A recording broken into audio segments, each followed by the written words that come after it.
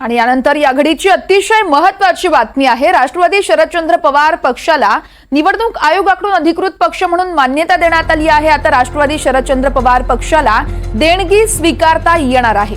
राष्ट्रवादी काँग्रेस शरदचंद्र पवार पक्षाला एक मोठा दिलासा मानला जातोय। कलम 29 ब नुसार देणगी स्वीकारण्याचा अधिकार आहे।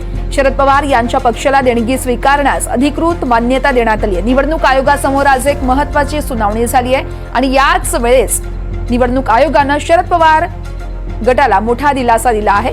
या संदर्भात अधिक माहिती जाणून घेऊयात आमचे प्रतिनिधी रामराजे शिंदे यांच्याकडून। रामराजे, आपण पाहतोय लोकसभा निवडणुकीनंतर आता विधानसभेसाठी हे चिन्ह शरद पवार यांना वापरता येणार आहे, शिवाय एक मोठा दिलासा देखील मानला जातोय।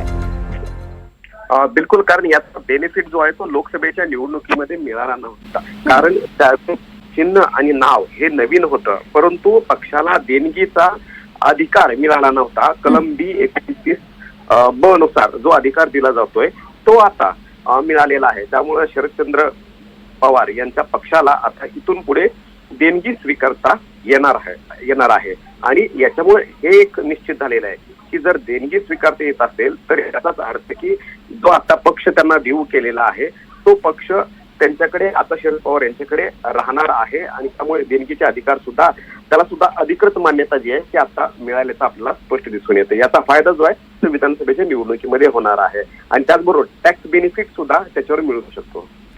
खूप खूप धन्यवाद रामराजे, आपण दिलेल्या सविस्तर माहितीसाठी। राष्ट्रवादी शरदचंद्र पवार या गटाला एक मोठा दिलासा मानला जातोय।